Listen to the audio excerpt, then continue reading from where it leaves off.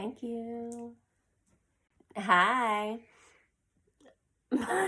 My daughter's literally behind the camera like this. Because I need her to be quiet while I record a podcast. Normally, I record when she's in school. But today I was busy and just been tired. And she's on spring break. So, yes, mommy duties all week. No break. But I'm super excited about this episode. As always, I'm always excited to come on here and do these episodes and to do a little behind the scenes with the with you all on YouTube. This is what happens when you come on YouTube, because it helps me get all my jitters out. Before before I push record, I was like, oh snap, I have food in my teeth. And yeah, so I had to take care of that. And so yeah, I hope you guys' week is going good. Outline is ready. This week, there is a battery in these headphones, and it's on. And phone is on silent. That would suck if I started recording.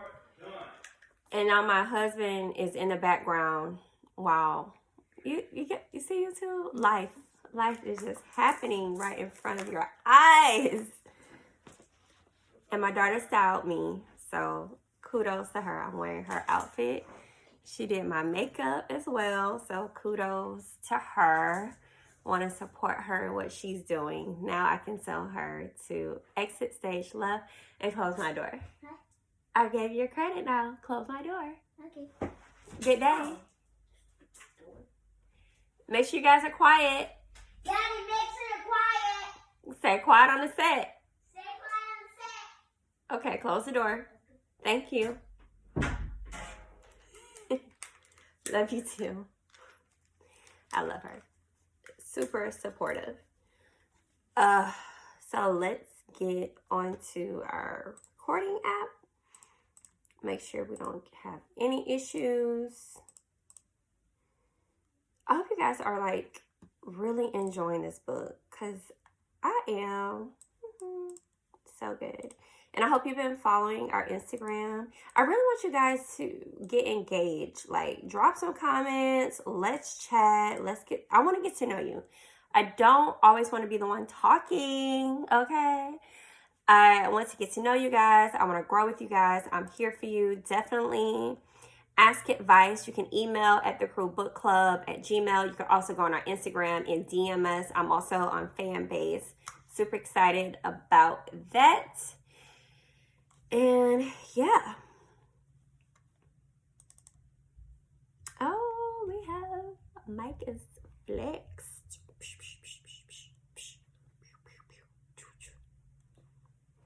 Skip.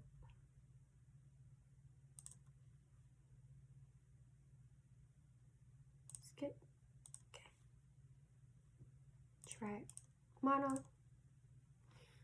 I ain't gonna lie to y'all, I'm hot. She did a good job of it. I'm hot. I love this shirt and this jacket. It's just so hot. I think when I'm about to do this, I get really nervous.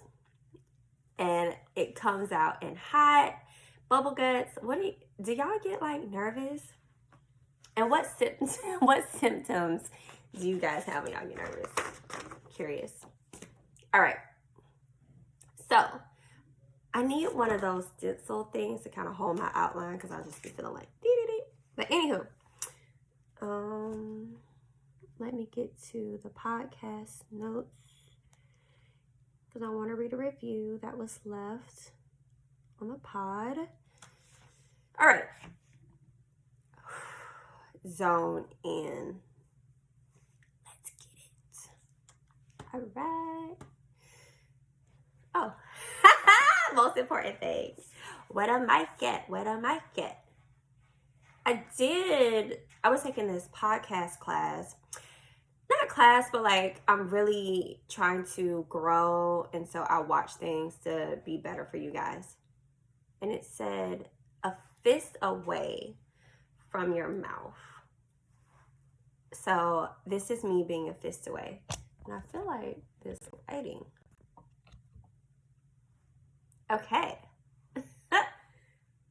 I feel good. Feeling good, feeling great. Hey, feeling good, feeling great. How are you? Ooh. Let me bring this down.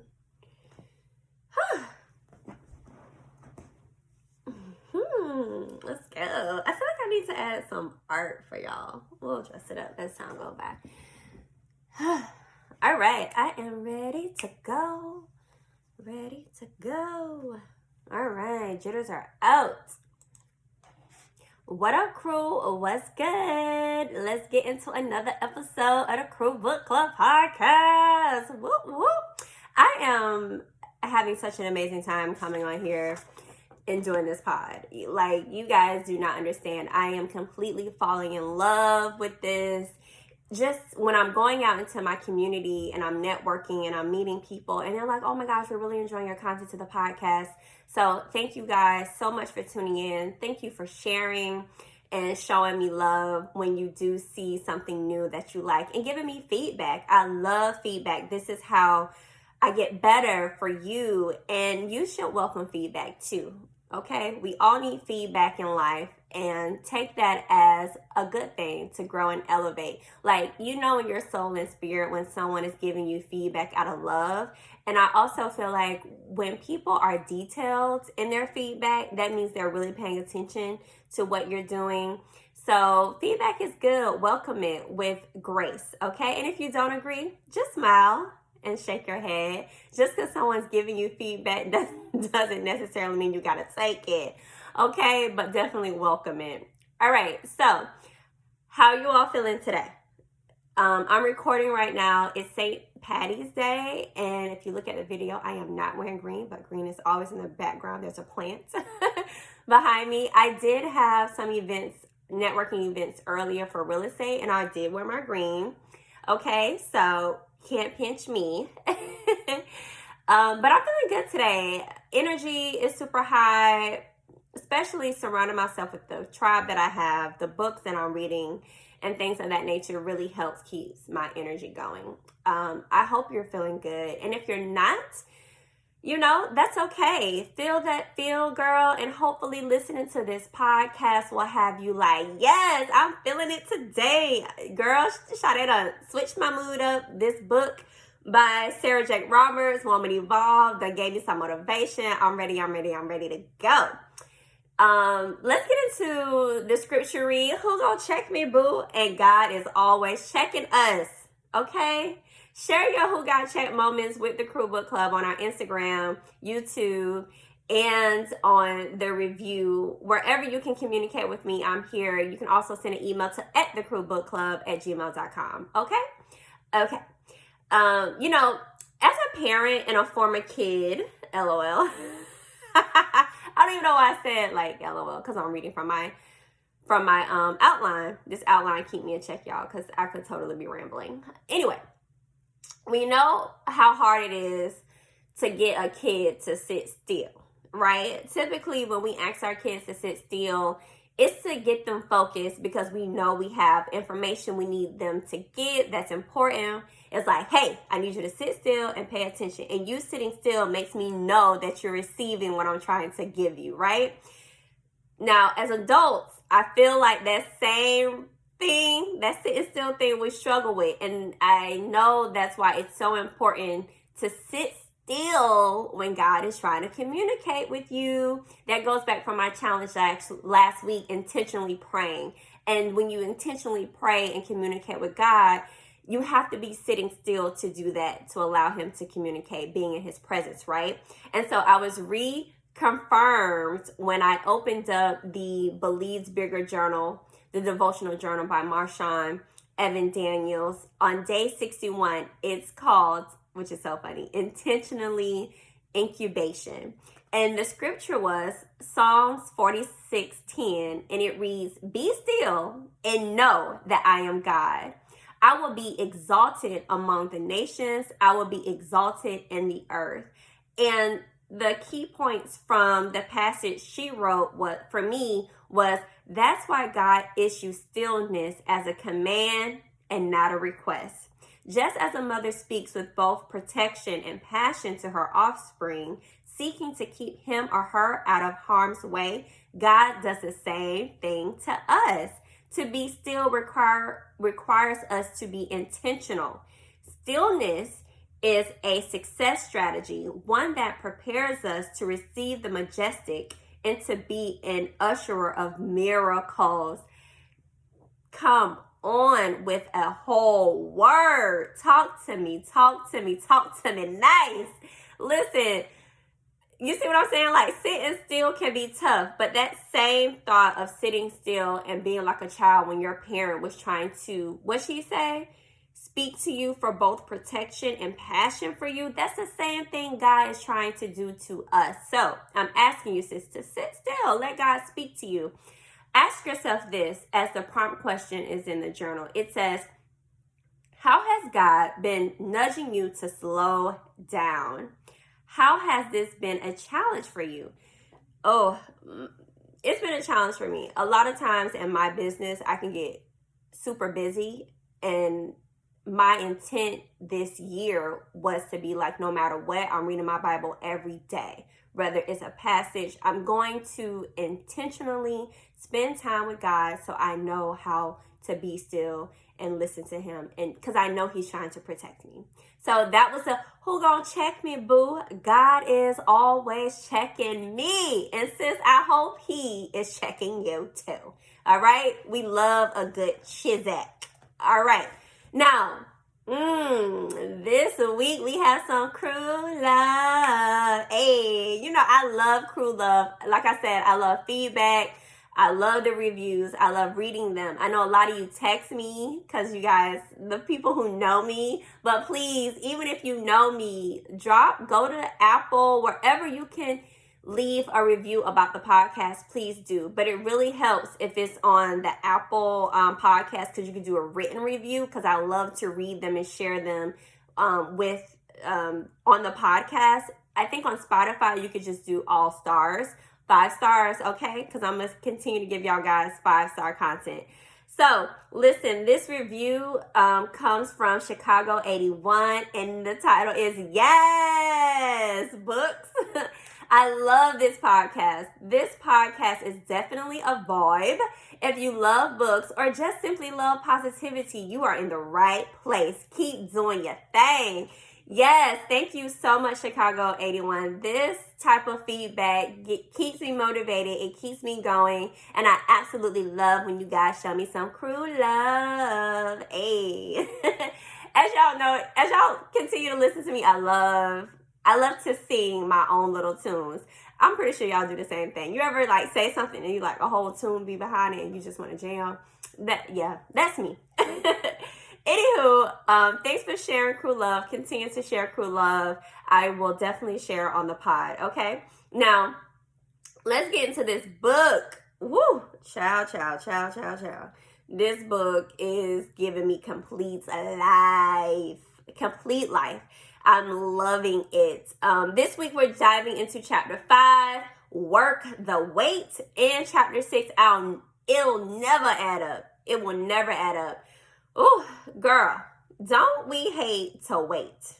It's like, it's my money and I want it now. That's how I be feeling. But we have to remind ourselves timing is everything. But while we wait, might as well work it, okay? And as the great Missy Elliott would say, if it's worth it, let me work it. Hey. Okay, so let's get into our first chapter. Chapter 5 is Work the Wait. You know, we get caught up in what looks like right now, but like stated in the book on page 76, your how is your now. Okay, it reads, on one hand, you know exactly what you're supposed to do, but you also have no clue how you're supposed to do it. You don't have to know every detail of your purpose or even what your purpose is in order to set your life up for purpose. She says, I want to stress how significant it is for you to come to a place where you trust who you are.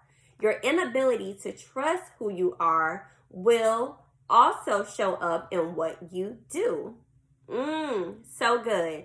Listen, if you don't think you are eloquent, intelligent, savvy, or confident enough for the journey ahead of you, it will show up in how you perform. And when your performance doesn't stand out, it leaves very little or any room for promotion, connection, networking.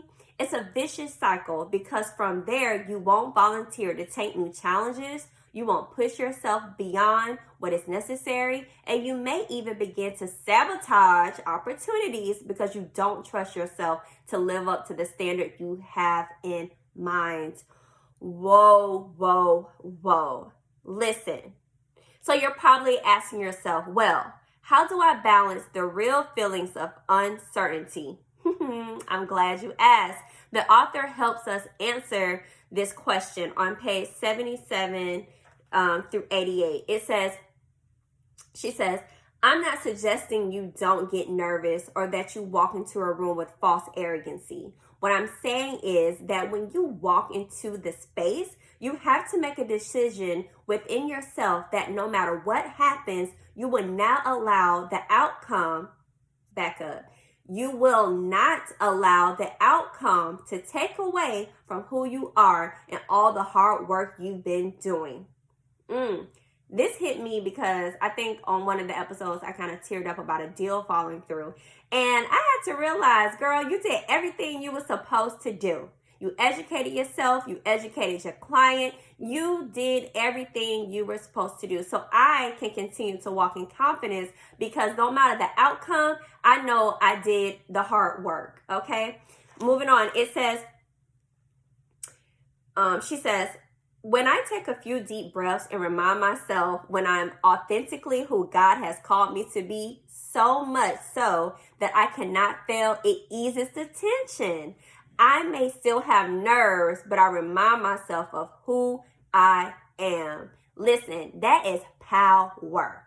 That is some power. When you come to a place where you're confident that your mistakes don't define you, that a person can outshine you, and that failure is a blessing in disguise, you bring a level of confidence and fearlessness that sets you apart no matter what room you step in. Girl, that was so apparent to my life because I do have to be confident. Like, think about it.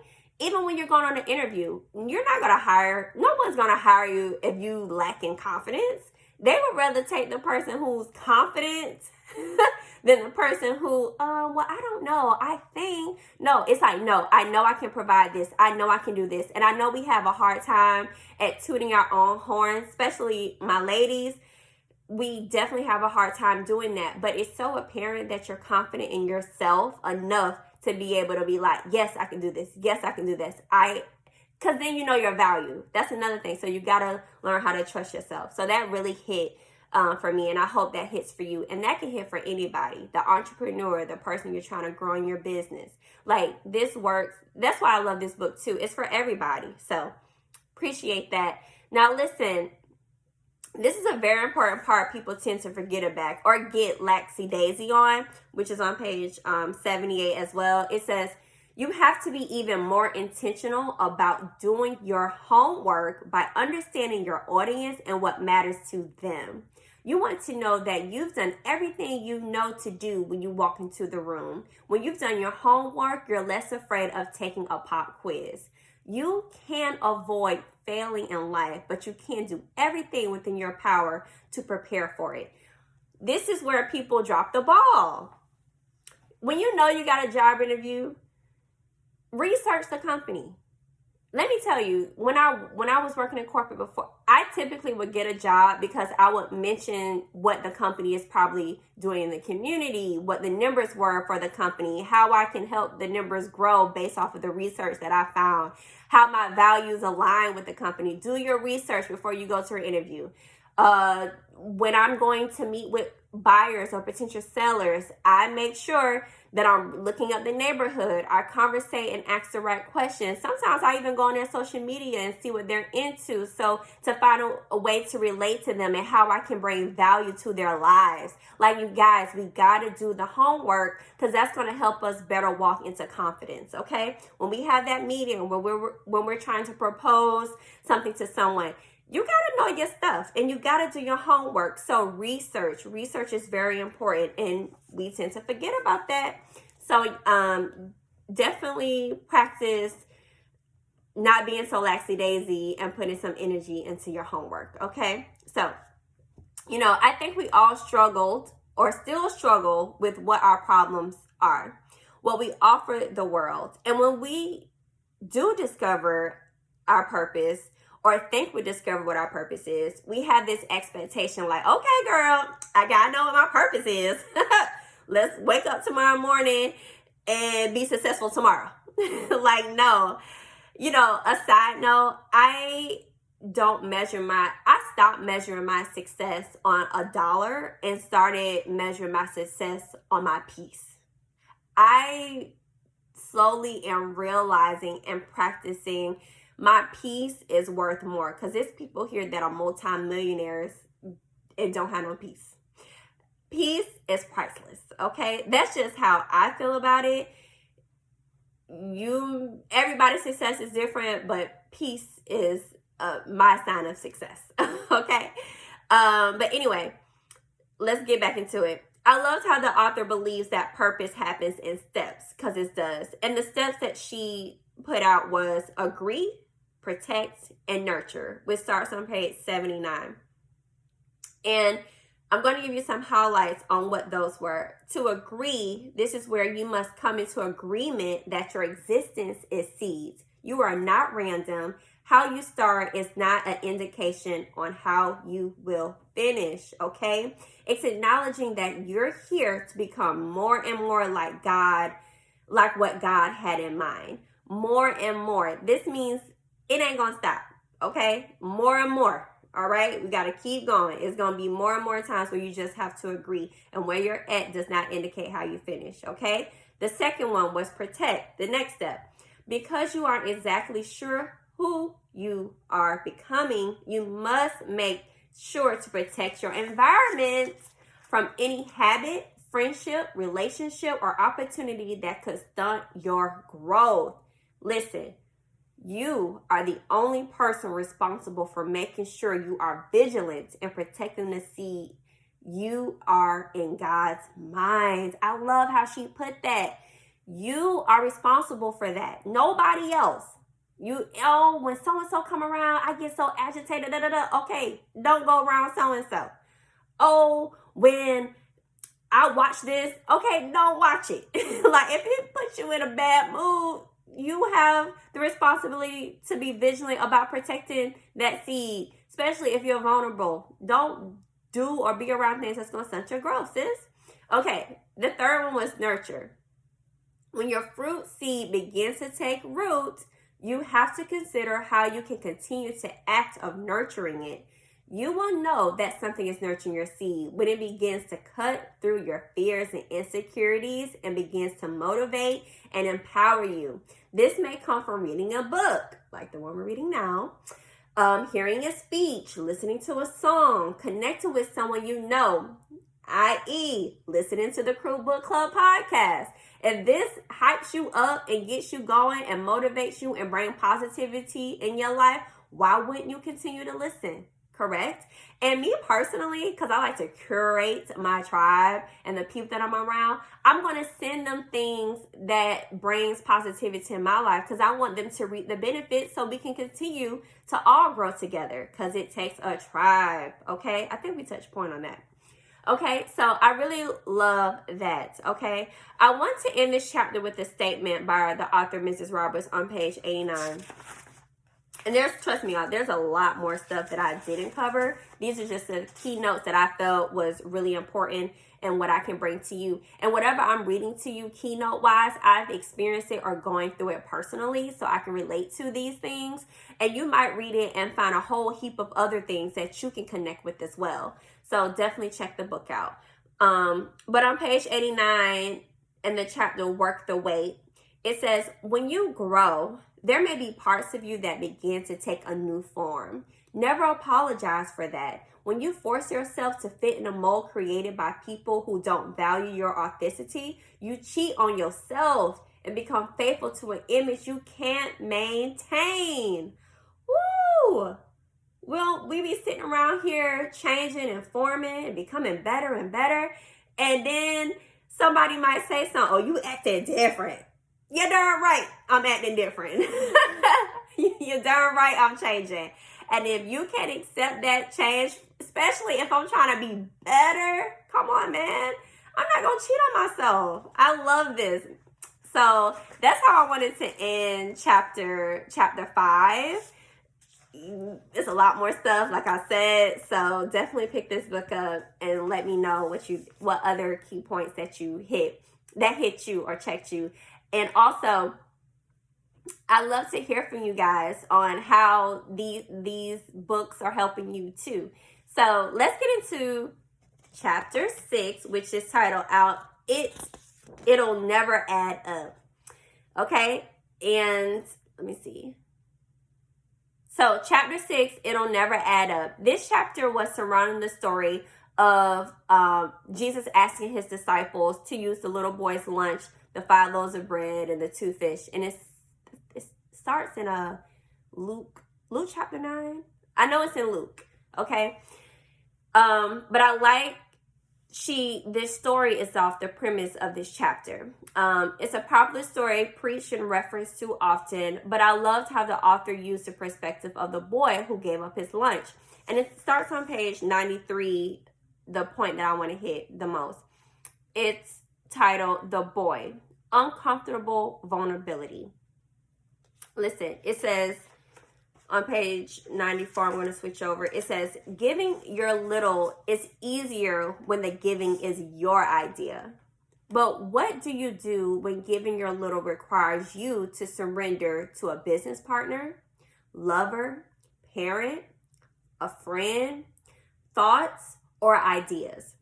I don't think there's any nakedness like that, like the one that comes when life makes you vulnerable to the actions of another person. Yet, because we are created to exist dependent on one another, there will be moments when you can't move forward unless you're willing to give your little to someone else. This boy is about to learn the value and the cost of partnership. Oh my goodness. We need people. No successful person is successful without a team.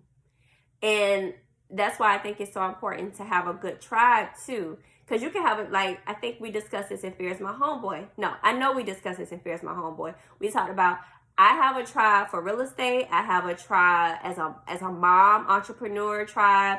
I have a tribe where I can talk about God and be on that spiritual level and they understand that perspective as well. So it's okay to have multiple tribes for things. Everybody's not going to fit the mold of one thing, but you need people at the end of the day. Okay. You know, it reads here, partnership without vulnerability can't produce success. Vulnerability is the act of letting someone else see your little that doesn't seem like enough and then trusting that little bit to them. When the right person sees it, they will strategize with you on how to increase it. But too often, the wrong person sees it before the right person does. That experience teaches us to never show our little again. Okay? This would be perfectly fine if we weren't on a mission to continue to increase and flourish. But because we are, there comes a moment when the only way that we can find a way forward is if we're willing to partner with someone who proves themselves worthy of having access to our little. Whew. If you ask any of my friends, they will tell you everybody can access me because I'm very protective over my energy, my peace, I remember them saying, oh, Sade is savage about her piece. But I am, because I put in too much work and I'm working too hard to cultivate who I am to have people disrupted. So I want to be able to be vulnerable and trust people with my little, because you know what I'm trying to do? I'm trying to increase and I'm trying to flourish. And I want the right people to have access to my little to do that. So yes, you have to curate. That's my word. I'm changing my word this year. My word is to curate. I want to curate my space. I want to curate my friendships. I just want to curate my life. Okay? So this one too, listen to this. No one has ever built anything alone. Even Jesus had disciples who helped him fulfill his mission on earth. Right? You know, Sarah J. Roberts, I really be feeling like she's sitting next to me and we just having a girl conversation when I'm reading this book. I absolutely love how she writes this book. Okay? So remember that, y'all. No one has ever built anything alone. Even Jesus had disciples who helped him fulfill God's mission on earth.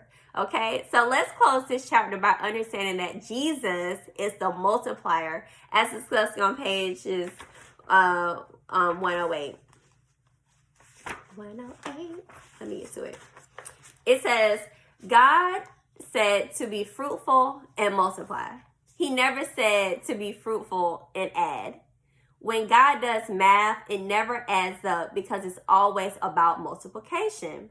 That's the sweet spot of us as believers. It's not when we're operating in our own strength and wisdom. It's when we come to a place where we can combine our uncomfortable vulnerability with our under-resourced effort and lay it at Jesus' feet. Ooh. When you give him something to work with, he gives you something worth the wait. Yes. Like, we have to do the work. You know what I'm saying? But while we're doing the work and while we're waiting for it, knowing that it'll never add up, but God will multiply that thing, I was like, yes. Snap, snap, twirl, all of that. I love that. And being in his presence is what is going to help catapult you in that relationship. So things can be clear and you have that discernment from him on how to move and what to do. Okay? So let's get into the challenge of the week. The challenge of the week was inspired on page 88. And each chapter has these segments that she calls working it out. And this particular challenge on page 88 reads, it says, grab your journal and imagine yourself at the height of success. Don't be limited by certain industries, qualifications, or experience. This is your opportunity to dream. Running a fashion house, heading up on a Fortune 500 company, teaching at a school that's considered a student's total well-being, whatever it is, jot it down and then think of these two questions. She wrote two, but I'm going to just give you the one that I really want us to focus on. The second one was, how are those skills showing up where you are now? It's naive to think these skills emerge overnight. They are muscles that must be exercised in your now so they can be strong for your future. Woo! So the challenge this week is to work your skills now so you can be ready for later. Okay? Work your skills now so you can be ready for later. And I want you to dream big. Don't put a limitation on what you need, where you want to be and what you want to do. Okay? I want it to be so big. And if you're not sure, go back to last week's challenge and intentionally pray on what God wants you to do.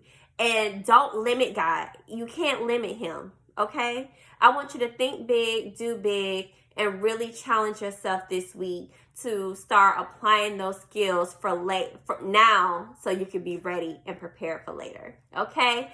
Oh, that's a good challenge of the week. All right. So let's get into Ask Advice. What would the crew do?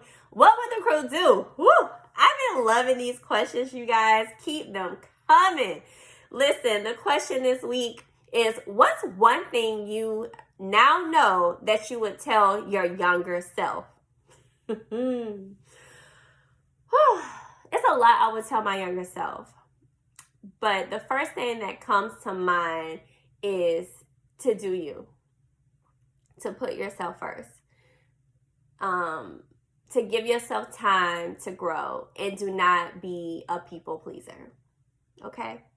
That's what I would tell my younger self, because my younger self made decisions based on pleasing other people. I made decisions to please my mom. I made decisions to please people I was dating. In a sense, I made decisions to please friends or to do things, just people pleasing. Family, being the second generation, the second person in my family go to college, and that expectation. Like, I was just doing stuff just to be people pleasing. But I would tell my younger self to do you, boo-boo. Be cool, do you, and everything gonna be all right. So yeah, that's what I would tell my younger self. What would you guys tell your younger self? That's a good thing to do in this moment. What would you tell your younger self? Okay, so that was a really good ask advice question. And yeah, I didn't have this thoughtful long answer, but sometimes the simplest answer can get you a long way. All right, so quote of the week. You know, normally I would end this show with a nice short quote or two. But this week I wanted to end it with a quoted prayer from the author on page 110, because this just really hit different, and I wanted to share this with you. It says, Heavenly Father, there is truly no one who understands humanity and divinity the way you do. You understand how fragile we feel in this scary world.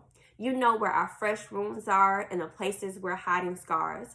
Father, I ask that you give every woman reading this book, also listening to this podcast, the strength to open herself to you. Open her eyes to how you see her greatness and her sorrow. Grant her courage to stand up in the area where she's tempted to fall. Attract to her teachers, friends,